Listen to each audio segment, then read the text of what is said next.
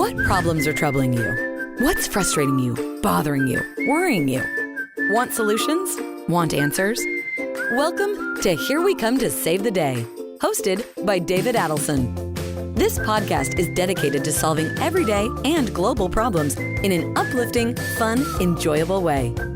There is a solution to whatever's troubling you. Ask your questions, and we'll do our best to give you practical, useful, workable solutions you can use starting today. Join us now with David's special guest experts who will share their own experiences, life lessons, and practical strategies for creating the life you long for. Start living your best life today, right now, with David Adelson and friends. Welcome to another fabulous, entertaining, and delightful episode of Here We Come to Save the Day. The problem we're going to solve today is a lot of us get stuck, especially as we get older. Our guest today is Thom Singer, and he is going to tell us and show us how to say yes to try new things, new experiences, and talk about how there's try new things on his t-shirt, how he changed his life at age 50, but you can do it anywhere along the way. Welcome, Thom. I'm so happy to see you. I have such a warm spot in my heart for you ever since I met you way back when, and welcome. Hi, David. Thank you so much for having me. And I love the title of the show. It's like, dun, dun, dun, here we come to save the day. I don't know what it reminds me of, but I'm thinking of a childhood cartoon. Mighty Mouse. That's what it is. I knew there was something. That's yeah. I feel jovial already. Yeah, we did it because it's fun. So and we changed it to we for legal purposes. I don't know. So give us an idea of the type of things you're going to cover today during our talk. Yeah, you know, we can go all kinds of places, but I thought we were going to talk about sort of this concept I came up with, that I made a declaration when I turned 50 that I was going to make age 50 to 75 the best years of my life. And next week I will turn 54. And I think that I am on track to living up to that pledge. So one of the things behind that is I started finding a way to say yes to trying new things, and it's opened up a lot of doors for me. Yeah, and I think that's a big thing because, which we'll get into, and one of the things I want to talk about is what people's hangups are, why they don't say yes, we may reference Jim Carrey's movie, I don't know, but we'll talk all about that in a second. I do want to tell people that Thom Singer is a keynote speaker and professional master of ceremonies. He is the host of 2 podcasts and the author of 12 books. Thom regularly speaks at company meetings about how to navigate the gap between potential and performance. I know you're affiliated with the National Speakers Association, and we may talk about a little bit about that, which is a good thing to say yes to. Before we get into it, I just want to remind people that Here We Come to Save the Day is sponsored by, as part of the Peace and Harmony Company. We have systems that generate peace and harmony for as big or as small as you want, whether you just want to do your living room or whether you want to do the country or your neighborhood or anything in between. People have used it without interacting with people to reduce crime, stop people who had the apartment upstairs from stopping around and disturbing them all the time, stop family squabbles. It's being used, really bigger units. People have had experience with averting forest fires, tornadoes, and hurricanes, so anywhere in between. And you can try a free sample at go to the peaceandharmonyco.com, and there's a link there on the landing page that'll let you try a free sample to give you an idea of what it's like living in a pocket of peace. We also have a program called Forever in Flow for those people who kind of know what they're doing or don't know what they're doing, but know that they're here to do something so that they can progress forward faster in their lives. And they can take our quiz at takethisquiznow.com. Find out how you're doing so far. It'll evaluate you and give you information based on where you are to help you move along further. And if you're so interested, you can do a clarity call, discovery call, whatever you want to call it, with our people. So that's peaceandharmonyco.com and takethisquiznow.com. Okay, I want to get to, thank you for hearing that. I know one of the things that excites me most is one of the things you said yes to was stand-up comedy. And I know a lot of people who watch stand-up comedies have visions of themselves, but think it's too late or whatever. You started after. Tell us that story. You didn't start this when you were young. No, but I wanted to. When I was a kid, I wanted to be sort of an actor, like a TV actor, and do comedy and stand-up comedy and things like that. But I never had the guts to go and do it. And so a couple years ago, I think it was like just before I turned 52, I was going to be in New York City, and I was going to be there for like 4 nights with nothing to do at night. I was going to be the master of ceremonies for a large association conference, but the planners had kind of a unique idea, and that was no nighttime events for this conference. And the reason was it was already expensive enough to have it in New York. And they thought, why compete with Broadway and the great restaurants and everything else? We'll just let people after 4:30 do whatever they want. Well, that's great, but that meant that I had nothing to do after 4:30, and I was in New York. So I contacted a friend who was also a professional speaker, told him I was going to be there, and he was going to be in town for 1 night when I was there. He was traveling the rest of the time. And he goes, come with me to open mic night. Now, in addition to being a professional speaker, he is also a professional comedian and improv artist. And I said to him, my God, I would love to watch you work on new material. I've been going to comedy clubs my whole life, but I had never been to an open mic night. And he said to me, that's not what I'm inviting you to do. And my first reaction was, no way. I'm too old. That ship has sailed. And he literally said, aren't you the guy who teaches try new things? And I thought, damn, you've got to hate it when people throw your own teachings back in your face. And so I agreed to do it. I practiced. I wrote a 5-minute set. I met him at a comedy club in Greenwich Village, and I did my 5-minute set. And I'll tell you, it wasn't great. Jerry Seinfeld is not worried about job security. Are you sure? Yeah. Just I'm pretty sure. Yeah. But it was interesting, and I learned a little, and I realized it was hard. I realized it was different than giving speeches. It was different than doing a podcast. And when I got home, I kind of proclaimed, as I tend to do, I'm going to do 100 open mic nights. And my wife was like, really? Like, don't you travel enough? And I said, I'll do it on the road.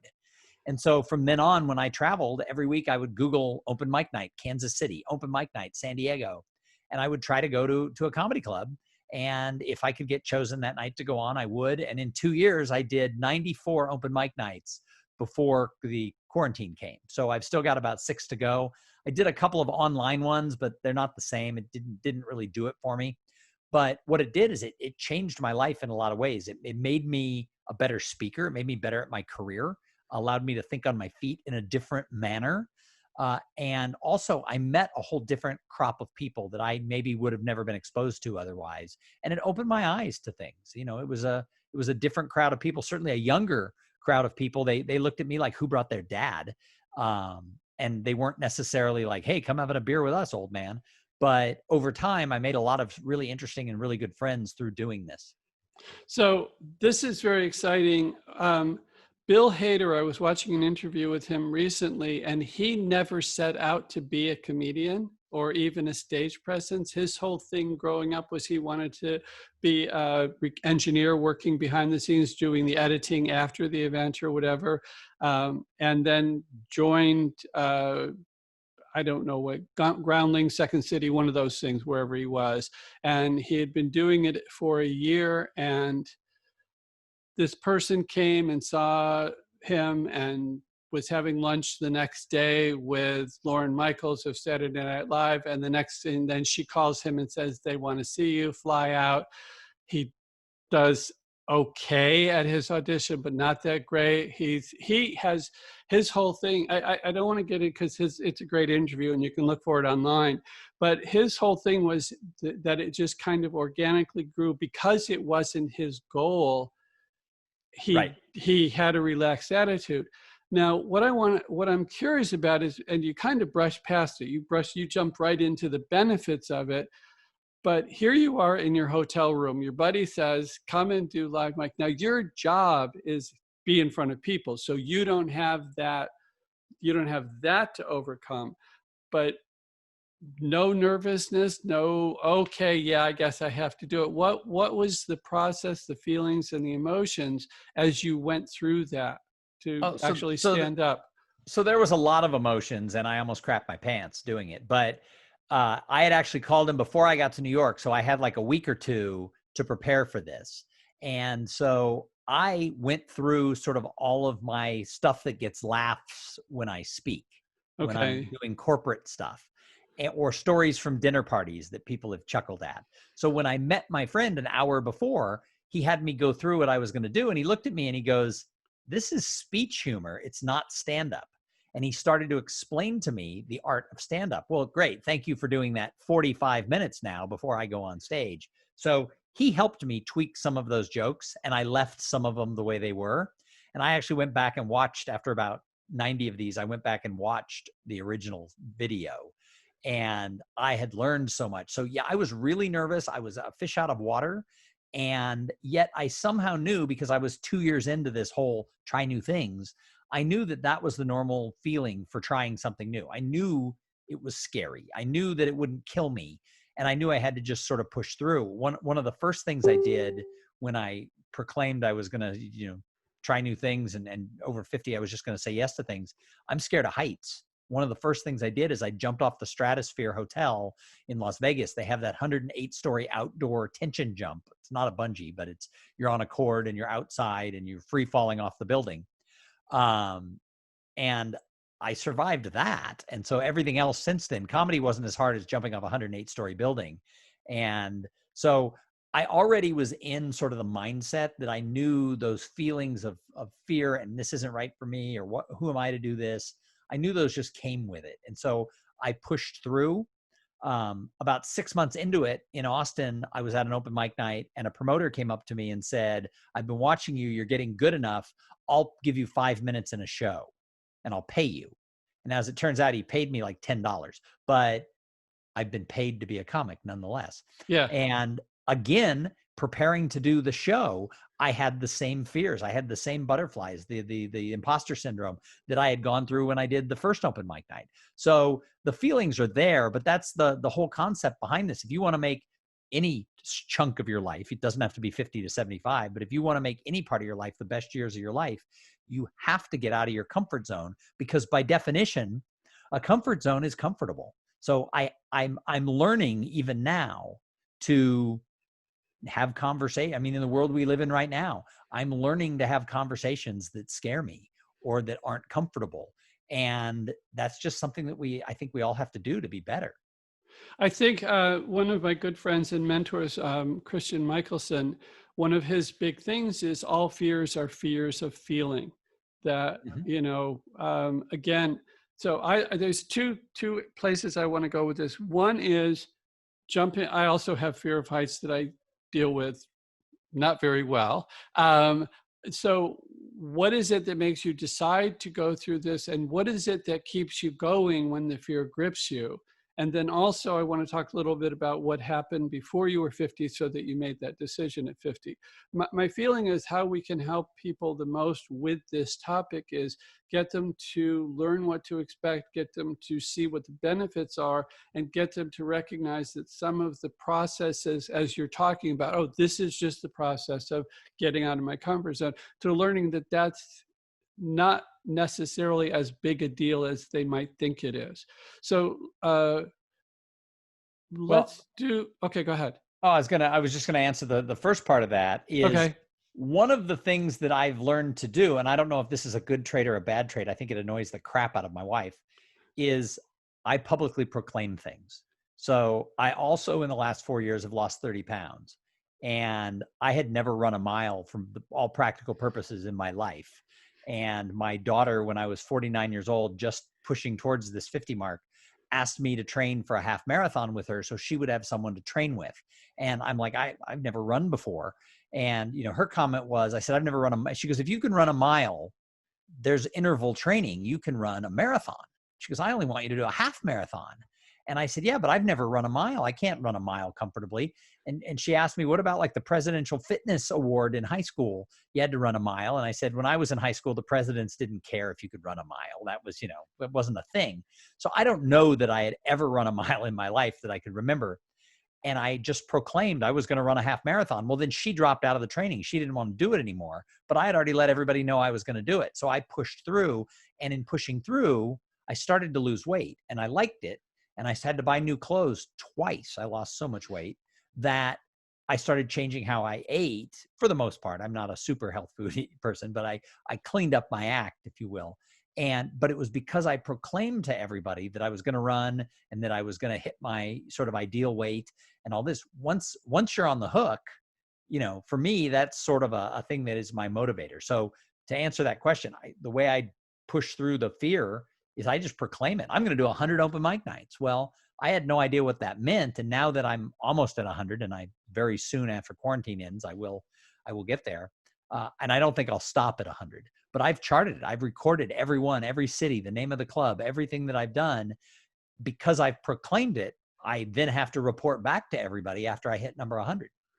Okay. So, but you have a podcast to proclaim it too. So somebody who, and other very highly visible places that you can, so that there's an accountability on a scale. So how much do you feel that simply having proclaimed and have to report back to these audiences, how important is that? Because maybe somebody listening doesn't have an audience. Can they proclaim it to themselves? Who do they, we've all had things where, yeah, Bob, sure, you've said before, what is it that you feel is the cornerstone of making a proclamation, making an intention, or whatever, that resolve that makes you do it no matter what? So I think for me, it probably comes from my upbringing. My father was very big on the fact that if you gave your word, damn it, you're going to do it. So I think for me, it goes partially to, I can't let my dad down or whatever. So if I've publicly said it, even if I've just publicly said it, to the 10 people who I know well, I don't know that you have to have a large platform, like a successful podcast or being on stage in front of 1,000 people to make a proclamation. You can make a proclamation to your boss and your spouse and your next door neighbor if you really at the core believe that, well, now I've given them my word that I'm going to do it. Great. I just interviewed a guy named Sam Silverstein, who is a leadership expert. And he said that the hallmark of great leaders is in their accountability to people. And I thought that was really true, that, if you look at, either in companies or in government, there's a lot of people who put other things than the people first. They're not accountable to the people. They're accountable to their party, to their donors, whatever. Those people rarely shine as the great leaders. Whereas the people who really are putting, humans first are the ones who rise up if they're really accountable. So I think if you're the type of person who will be accountable, if you tell someone you're going to do it, great. If you're the type of person who says things all the time and never follows through, you're going to have to find a different way to do it. But I bet there's other ways to do it that will be true to you. Yeah, I think one of the first things is clearly defining your intention and then making a commitment to yourself. And for those who are trying something new, and you can tell me what you think about this, start small. I'm going to start getting up 5 minutes earlier, and something very small and very doable that you don't have to beat yourself up horribly if you miss a beat or 3 beats. One of the first things I did was I ran this half marathon, right? I ran it at 50 years old and I had 6 months of training and I studied it, right? I didn't want to get hurt. That's the other thing, is I'm a wimp. I didn't want to blow out a knee or anything. So I looked very seriously at how do you train to run a half marathon? And they teach you an interval training, which means that the first week you run a mile 3 times. And then the second week you run a couple of miles. And then you start rotating it up where on the weekends you're doing longer runs. So essentially the way the training that I did, it got me up to 5 miles on like Tuesdays and Thursdays. And then on Saturdays, it was 6 miles. The next week was 7 miles. The next week was 8 miles. The next week was 9 miles, then 10, then 12 as I got closer to the marathon. And then on Sundays, it was like a cool down run. It was like a 1 mile or 2 mile run. And so 4 days a week I was running, but I had to build up to that 5. And once I built up to the 5 over the first couple of weeks, then the real hard work came. So I think it's the same thing for all of this, is that, you create interval training. You don't go from 0 to 100 in 10 seconds. you go from 1 to 2 to 3 to 4 to 5, and you take it that way. And that way you don't get overwhelmed, because if you get overwhelmed, if I went out and ran 13 miles the first day, A, I would have hurt myself. B, I would have been like in traction, and I never would have gone out and run again. Right. I had a roommate who joined a gym club and got all excited the first day, got up at 6 a.m. and went and worked out for 2.5 hours, came home, threw up for half an hour and never went back, Right. So we know that. But I also, I find it interesting. Okay. Before we go any further, I want to mention your podcast, because your podcast is all about fun, and I want to be having fun in this, but I'm also very intrigued, and I want to make sure people get the benefit of. Tell us about your podcast for a second, and then we'll get back to some other stuff here. So the podcast is called Cool Things Entrepreneurs Do. Although I'll let you in on a secret. We're about to go through a brand and a name change for the podcast, because part of my life is changing and around my career. And so I need to realign the podcast. So that big announcement is coming soon. But for 6 years, it's been called Cool Things Entrepreneurs Do. Twice a week, I interview small, medium, large size business leaders about the cool things they're doing in business, how they're helping people, how they grow, how they've made money, how they've given back to the greater good. And I've been doing that for 6 years. We're going to close in on 600 episodes on that. I also host a show called the Digital Enterprise Society podcast. And I am the paid host for that, for an organization, shockingly, called the Digital Enterprise Society. And we interview people in what's called the product lifecycle management software world. So good. And I just want to, because I've been interviewed on your show, and I know that you're very good at interjecting humor and stuff through it. So I really want to emphasize, and you're smiling during, even as you're telling these stories, for those who are not watching the YouTube version. I really want to get that this is about fun, but I'm also very really, if you said, I'd never run a mile, but the first week I run a mile 3 times. And I'm thinking, yeah, my first goal is walking around the block, because my job has been sitting at a desk for, decades, many, many decades. So, but walking around the block doesn't inspire me. I like this whole idea of proclaiming, having an intention, having a commitment to it. Walking around the block doesn't, it's like, okay, I'll do it. I'll walk around the block every day for 10 days because I'm a little bit older than you and I need to move a little more gently for my physical system. But that doesn't inspire me, and I wouldn't worry if I missed a day. I just go, oh, well, I missed a day. But some slightly bigger goal might interest me. Like I'm walking around the block because I want to be able to run a mile in, I don't know, 6 minutes. I don't know what's appropriate. Maybe it's 10 minutes for my age. Yeah, I was gonna say 6 minutes would be really fast for you. Yeah. So I don't know, but again, I love the idea of research, but how do you determine when you're looking to do this? How do you determine what the goal is? Sometimes I know for you, it's just going to be, that's an outrageous goal that sounds good, but make it believable. And from there, I want to segue into 50, into making the decision at 50. But let's just address this. How do you determine what goals are inspiring versus overwhelming versus not enough? So I don't know that I know. I don't say yes to everything. So there's obviously things that don't interest me. But part of the title is saying yes instead of no. So, well, but you can't say yes to everything. But there's a whole movement out there where people teach people, protect your time, learn to say no. And I kind of have the opposite belief. I want to look for reasons to try things. By the way, try new things doesn't mean I like everything or I'm committed to keep doing everything. There used to be, it's not open anymore, but there used to be a surf park in Austin, Texas. And I know you're thinking, I know geography. How is there a surfing park? It was a man-made giant lake that they could create these waves they weren't huge, but they were big enough that you could get up on a surfboard and surf. And I have some friends from California who live here who were surfers when they were kids, and they liked it because they could get out and do it. My wife wanted to try it, and we went out, and you sign up, and I forget, you get for whatever outrageous amount you pay, you got 90 minutes of surfing. But we went on a Friday afternoon and school was out. It was really crowded, and I got hit in the head with a surfboard, and I hated it. And after half the time, I got out And my wife was like, where are you going? I go, I'm not having fun. And so what was great for her is she got video and still photography of her surfing, because I was just on the beach taking pictures, but I didn't like it. And so my friend who's really into it was like, let's do it again. I'm like, no. So sometimes I try things and I don't do them again, and that's cool, but I'm really glad I went.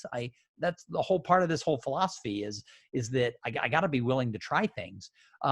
But it's opened up other things too, like, kind of the study of sort of more woo-woo, philosophical, spiritual things that maybe I was more corporate-y, before that.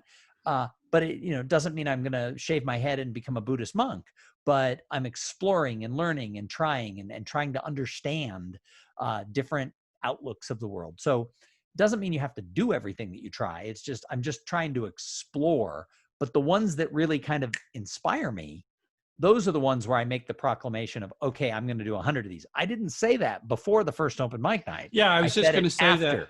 Yeah, I said it after the first one. So, I think you got to be open to try, but you don't have to be committed or like any of them.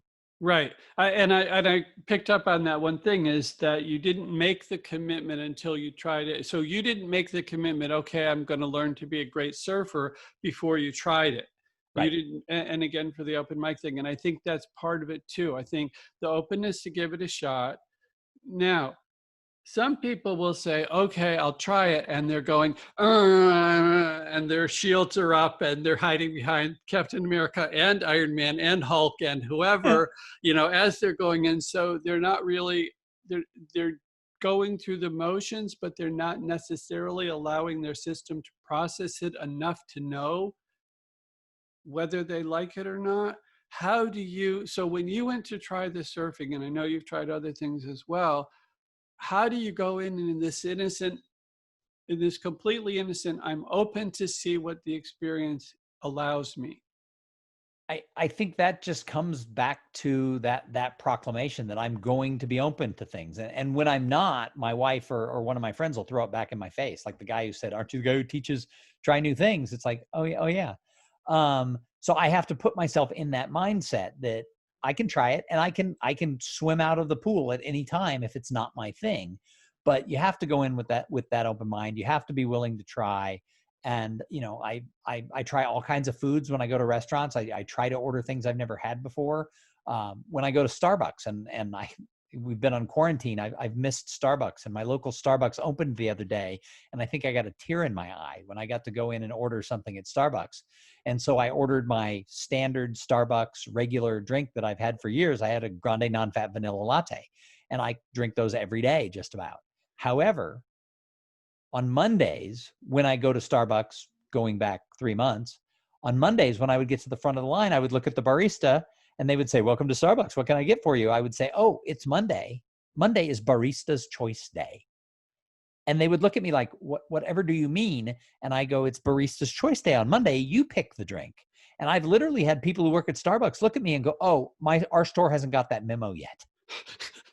And it's like, no, there's no memo. I made this up. It's my thing. On Mondays, you pick my drink. And then I've had some argue with me. We're not allowed to do that, sir.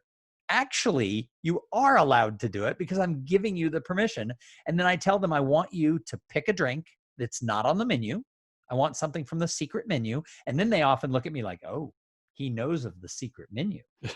And I tell them that I want a grande size coffee drink. I don't want teas. I don't want a frappuccino. I don't want an iced anything. I want a hot coffee drink, grande size, because the one thing I definitely want is the correct dosage of my caffeine. And then I leave it up to them. And I will tell you, I've had some delicious drinks. I've had some interesting things. I've had things that, I would never order again, but they were fine. But I'll tell your listeners a little secret. Doesn't matter who it is. Never let anyone try to serve you any beverage that has both peppermint and caramel in the same drink. It was horrible. I actually threw it away, went to the next Starbucks down 2 blocks down and ordered a grande non-fat vanilla latte. So, but I do that to remind myself that I can do this. And sometimes I get a repeat, someone will give me a zebra mocha. You know what a zebra mocha is? No. Instead of 4 pumps of chocolate in the regular mocha, it's 2 pumps of chocolate and 2 pumps of white chocolate in the same drink.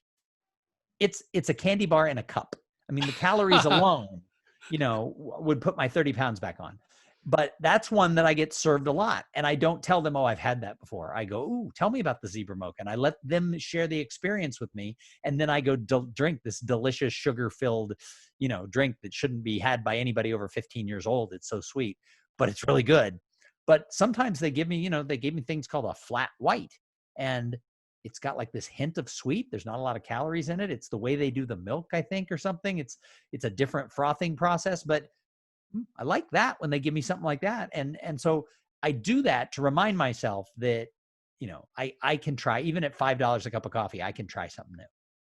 Good. I think that's great. I just want to suggest, one of the ways to be open to things that you haven't tried before. So you mentioned, Tom, going to restaurants and trying something new, is this idea that, and basically one of the things that people need to do to try something new is give themselves permission. I give myself permission to try something new. I give myself permission to like something I haven't tried before. I give myself permission to not like it, but I'm trying it with the intention that I'm going to like it. So with the restaurant example, one can go to the restaurant and say, I've never had this, but look at all the people that are ordering it. This has been on the menu for 5 years. It's obviously selling. A lot of people are enjoying it. Maybe I can be one of those people that enjoy it too. And we do a little, self-talk. Talk ourselves into it. Well, we talk ourselves into the possibility that, again, I'm talking about how we can be open to try new things. Because I know, we mentioned the thing about fear of feelings, that we don't want to have an experience that I don't like this, or I'm trapped in this situation. And I love your thing about, I don't have to do it again. I don't even have to finish this cup of coffee. I don't have to finish my 90 minutes in the pool. I've had enough. I remember when I was in high school, one weekend we got back, after the weekend, I was talking to one of my friends and I said, what did you do during the weekend? And he said, I went to this movie.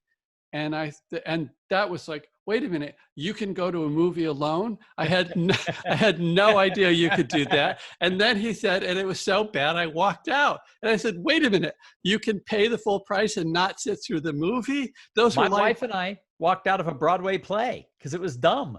Yeah. So, I mean, wow, that, because we grew up in the generation of eat all the food on your plate. We don't want to waste anything.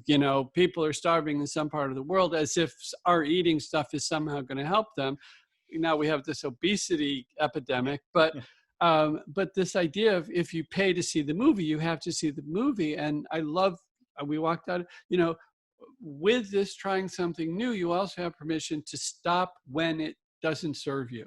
Here's another great tip for anyone who's listening who wants to try some new things, but they're not sure how to start. I have a rule when I travel, and pre-pandemic, I traveled about 100 nights a year. And I have a rule when I travel, I will not eat at a chain restaurant that has an outlet in Austin, Texas, where I live. So I might go to a chain restaurant that we don't have, but I won't eat at a restaurant. Like I won't go to a cheesecake factory. Or I used to, when I went to California, I would always go to In-N-Out Burger. Well, now we have In-N-Out Burgers in Austin, Texas. So now I don't go to In-N-Out Burger. But, I will go to only restaurants. So when I'm going to go out with friends, if I'm in New York or if I'm in Chicago or Los Angeles or wherever, I will tell them when I call them and say, I'm going to be in town speaking. I'm, free for dinner at 7:00. I'll be in Santa Monica. And I tell them flat out, my one rule is I won't eat at a chain restaurant, and they have to find a local place. And so many people just eat at chain restaurants that they go to, that. And I vividly remember, the reason I came up with this is 10 years ago, I was speaking at a conference in Anaheim, California. And one of my cousins and his wife, most dear people to me in the world. In fact, she passed away a couple of years ago. And Carolyn was just a fabulous person. She was awesome. But she picked me up at my hotel, and we were meeting her husband, who is my first cousin. And on the way over, she told me, oh, we're going to Mark's favorite restaurant. And I got all excited. And we ended up at Cheesecake Factory. Now, I think that's great that my cousin's favorite restaurant is Cheesecake Factory. Lord knows they have a menu the size of, a phone book. And their servings. And the servings are huge, and they do make a damn good cheesecake. But here's the thing. I didn't need to go to the Anaheim, California Cheesecake Factory. Now, I do break that rule from time to time. I forget where I was. I think I was in Chicago, and my hotel was across the street from the Cheesecake Factory, and I actually went there and got a slice of cheesecake to go. So I can break the rule when I want, but it was for convenience. And every now and then I'll have lunch at a Chipotle because it's there in the airport, or whatever. But for the most part, it's a great way to try new things when you're going to restaurants you've never been to 100 nights a year. I think that's great. Although I do want to point out that someone could have the goal to eat at every Cheesecake Factory or every McDonald's or something, because that would give you world traveling. But make a proclamation. There you go. yeah. I love this thing. Everything that we did, Christian talks about it in terms of all our fears are fears of feelings, but we'd like to turn it around in the work that I do and say everything that we want because it will make us feel a certain way. And I mentioned this because there's a thing with investors that I don't think it's as bad now, but a decade or two or three ago, basically everybody had learned enough about investing that they needed, for all practical purposes, a guarantee that what they were investing in was going to make money, which means no experimentation. Nobody's developing new things because you need people to invest in the thing that isn't out there. So there's no market research. There's no guarantee it's going to sell. And without that resource to go into it, it can't develop, and some potentially very useful products never show up in the world. So this mentality of I will only invest if I'm assured that I will get the result that I want, that I'll get the feeling that I want. One of the things we work with people sometimes is, it's a big breakthrough for people in self-development, is the ability to go out and try something, hoping that it works, allowing the possibility that it works, but without the guarantee. So we have clients who, it's as if they say, give me the standing ovation and then I'll show up on stage. And when you want to try new things, one of the things that I love about your attitude about it, and what I'm encouraging our listeners to try new things, is we can try new things with the hope that it gets us the thing that we want. But, even the best batters didn't get it every time, or even half the time. But this ability to try You're in the Hall of Fame if you're getting it a third of the time, right? Exactly. So if you're getting a third of these new experiences that you want, don't let the fact that the first 1, 2, 3, 5 didn't give you what you want stop you from trying the next thing. That is exactly right. As you say, running may not be my thing, as surfing wasn't yours. Maybe swimming is, maybe badminton or backgammon or chess or checkers. But whatever it is that you see other people having fun with, you see people enjoying, trying new restaurants or eating gourmet food or eating junk food, whatever you see other people enjoying, and you're saying, oh, I wish I was having that experience. Try it. Yep. Just we're encouraging people to try it. I'm trying to learn to play chess now, and I'll tell you something about chess. It's hard. Yeah. But I'm trying to challenge myself. And I was playing a lot. I was playing with a friend, and then quarantine hit, and I haven't been as good. But that's sort of my goal going into this month, is to up to at least once a week to get out there and play. Because the only way I'm going to learn is I have to play like 100 games. Yeah. And so, I just got to keep trying. So, but now I can play against the computer. So that's good too. Yeah. So that is good. Plus I'm sure there's online and other things you can do. I want to cover one more thing before we wrap up. And that is, what brought about the decision? What was the motivation at 50 that made you say, gee, and knowing you're going to get the humor in this, gee, my life is so boring and drab. I should start trying something new. What brought about that? Did somebody say? You tell me. So what really happened is that it is interesting because I made this proclamation. I was going to make 50 to 75 the best years of my life. And somebody's like, haven't you had a pretty good life? I'm like, yes, this is a big proclamation. It's going to be hard to make it that. And I did. If you chunk your lives into 25 years, I had a really good family. I had great parents. I had a really good first 25 years, got married, had kids. My wife and I have been married almost 30 years.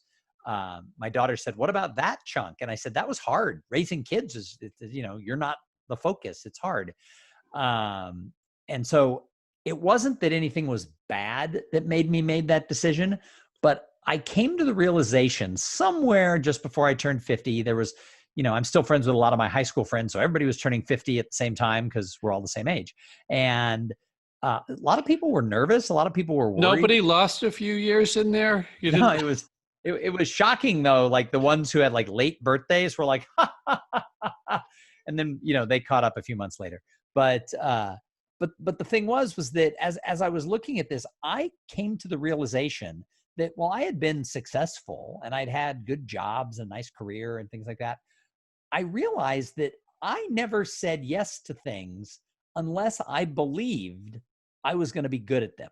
So when I look at jobs I took versus jobs I didn't, a lot of it was, oh, that's totally up my thing. And people are like, well, Thom, you created this career as a professional speaker.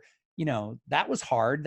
Yes, it was. But I was always good at it. We had a TV newscast when I was in high school. I was the anchor man. I had been in a bunch of plays when I was younger. I knew that I could stand up and give a speech. So while it was a hard business to build and a hard industry to break into, I didn't doubt that I would do a good job. So I only said yes to things if I thought I would look good. And I realized that I missed a lot of opportunities. And so I said, I don't want to do that anymore. And that's where I came up with this idea of I'm going to have to start saying yes to things that I cringe at a little bit. And so, different things, that I've done. So right now, we mentioned that I was an active member of the National Speakers Association, and I have been for 11 years. And their national conference every summer is called Influence. And it's 2,000 people from the professional speaking world. And imagine if you're like an introvert who doesn't like being around people who talk a lot, you don't want to go to this particular event. That's like 2,000 people who all want to be on stage and all want to, tell their story. But this year that's canceled. So one of the things they did is they decided to take all the breakouts, and there were going to be 22 breakout sessions over 5 days, and they were going to do them twice a week as webinars over 11 weeks. And they asked myself and a woman named Eliz Green, they asked us if we would serve as the master of ceremonies and the host. And my first reaction was yes. I didn't even think about the fact that was 22 hours plus 2 hours of prep probably for every show. I didn't really realize that I was getting into like 60 hours of volunteer work. But I said yes because having done the podcast, I knew I would be good at interviewing. But I also knew that this is a tough audience. The National Speakers Association, speakers are the worst people to have in your audience as a speaker. And so I knew the butterflies were going to be there to go out in front of the entire membership. And actually, they've opened the conference up. It's only $497 for all of the content, plus the 3 days that will be broadcast. It's no longer going to be in person. It's a great deal for anyone who wants to learn the speaking business. But I sort of accidentally said yes to being sort of the face man for the lead up to it. And a few years back, I might have been like, well, maybe someone will judge me. Even though I know I'm a good interviewer, host, I might have been like, well, what if somebody thinks, they don't like my humor? What if I say something? I would have talked myself out of it. And under the circumstances now, my answer is let's find a way to talk myself into doing something, putting myself in an area where I'm vulnerable and where, that. And for the most part, the feedback has been great. I'm sure there's some people who are like, I could do that better. And that's great. I'm doing it. And, but I just think that had I not made that change, I might have started adding up the hours. I can't volunteer that many hours. I didn't do that this time. I just looked at the opportunity and said, I want to find a way to do it.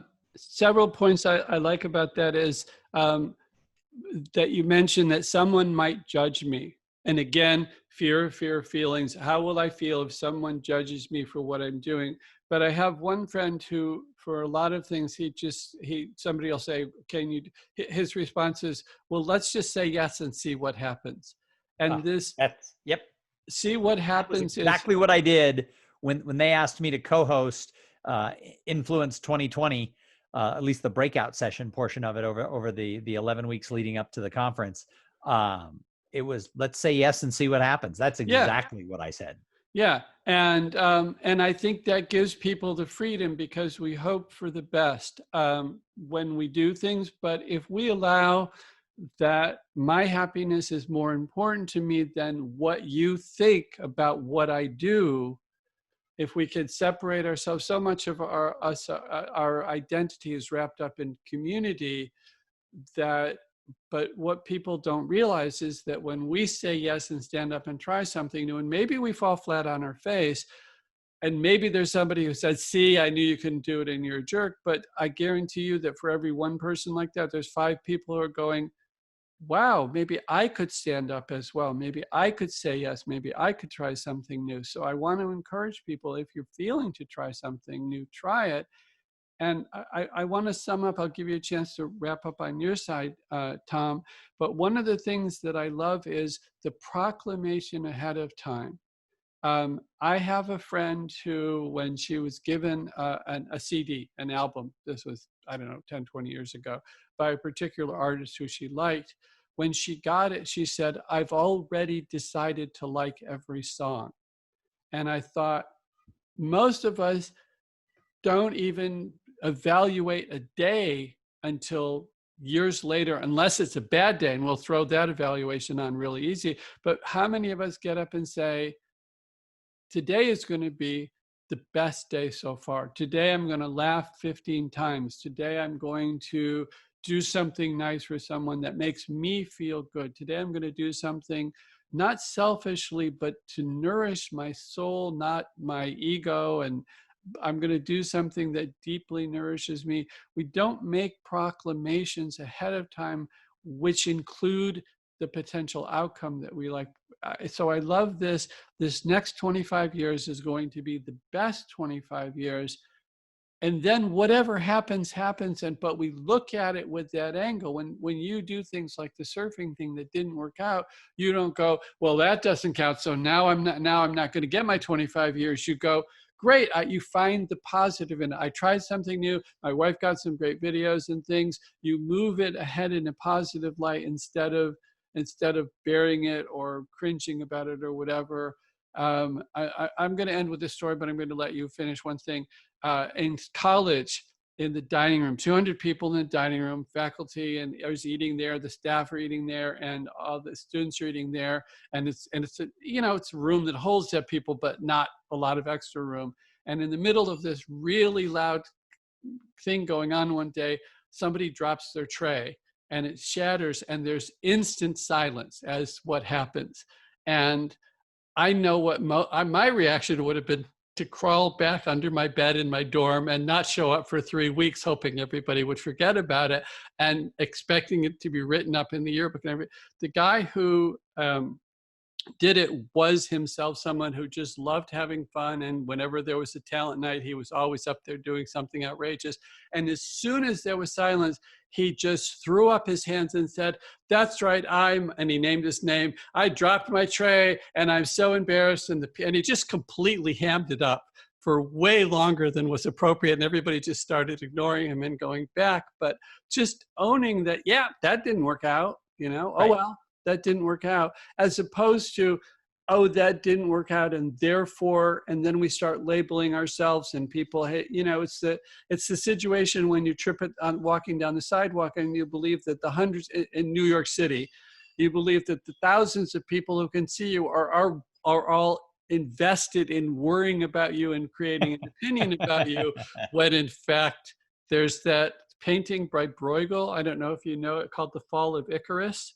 We all know Icarus and his dad were on some island, and they make the wings and he flies too close to the sun and he falls into the sea and he drowns. But there's this great painting by Bruegel which is, I guess he's Dutch or Flemish or something. And it shows this big hill, and there's a man plowing, and there's some people doing things over here, and there's a whole bunch of things going on. And way in the distance in the water, you see two pair of legs sticking out, and you just get that it means something to him and nobody else. Nobody noticed. And yeah, exactly. So don't let the worry, as you said, don't let the judgment of other people stop you from something that that means a lot to you. And I wish I had learned that when I was 15 instead of 50. Or 10, or, 5 or whatever, would we have kissed a girl when we were 5 if we didn't know? I mean, maybe you did, I don't know. Thank you so much for being here. Anything else you want? Again, I want to remind people about your podcast. If people want to get in touch with you, tell me, leave them with something that they want to reach out to you, Thom. What can we do? Sure. Well, 3 things really quick. Number one is the number one thing I hear from people when I'm on a podcast or I'm doing a training or I'm speaking publicly is people say 50 to 75, what about 75 to 100? And my dad lived to be 99 years old. He just passed away 6 years ago at the age of 99. But the interesting thing was that, and so people go, well, what about that? And I'm like, I'll cross that bridge when I get to it. I've got 21 years until I'm 75. That's a lifetime. There are people who make millions of dollars and, overthrow companies and countries in a 21-year period of time. There's a lot of things I can do. I'll worry about 75 to 100 when I get to it. The other thing was because my dad was 52 years old when I was born, I don't even have a memory of him until he's almost 60. And he was active till about 97. The last couple of years were a little rocky, but he had a really good run. I also don't look at old age as I don't look at aging as a bad thing. I mean, my biggest memories of my dad, he was widowed when he was 70 and I was 18.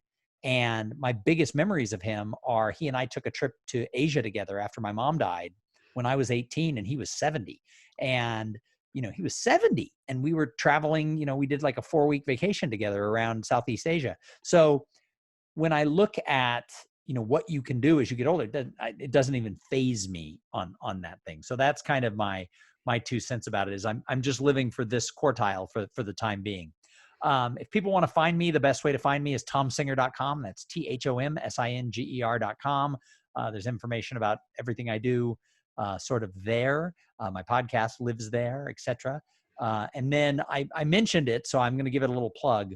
And that is, I don't know when people are going to listen to this, but if they're listening to it June or July of 2020, the National Speakers Association, if you have an interest in the business of being a paid professional speaker, I never could have built this career 11 years ago if I hadn't joined the National Speakers Association. Now, it's a trade association. They don't get me business, but it's a peer group. It's a community. It's a place to learn how the business works because it is a confusing business. We think speakers are one thing, and then you live on the inside. You're like, oh, that's not what the business is at all. It's something entirely different.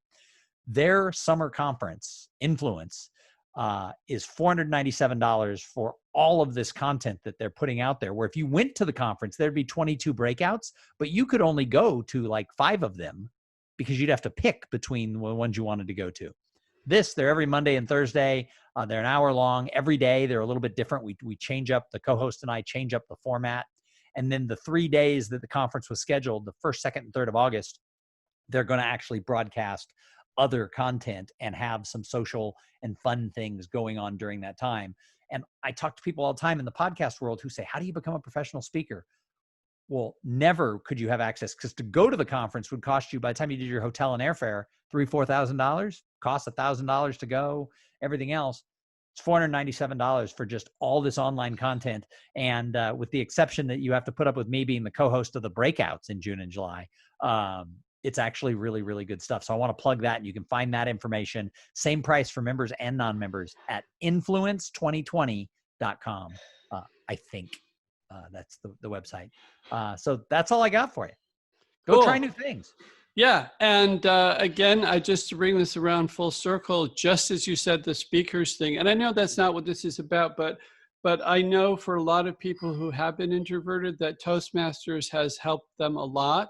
I was a Toastmaster. I've been a member for 30 years. Yeah. And this idea of public speaking, which used to be, anyway, just this idea of what you think it is not what it is, which you learned when you went to give us an hour before you went to give your first stand up. So don't be afraid to fail. Don't be afraid to look foolish. Throw your hands up and point out where the piece fell when you drop your tray. Be outrageous, live a glorious life, and have fun, everyone. And we'll see you at the next episode of Here We Come to Save the Day. Thom, thank you. Here we come to save the day. There we go. And, I'm a big fan, and I love you. And thanks for being on the show. Thanks for having me. Okay. Bye-bye. Thank you for listening to another helpful, fun, and life-changing episode of Here We Come to Save the Day with David Adelson. To access the show notes and additional resources, go to herewecometosavetheday.com. If you've enjoyed the show and find it helpful and fun, please leave us a review and share with a friend. Tell us issues troubling you or questions you have. We're here to help you. That's what Here We Come to Save the Day is all about. Till next time.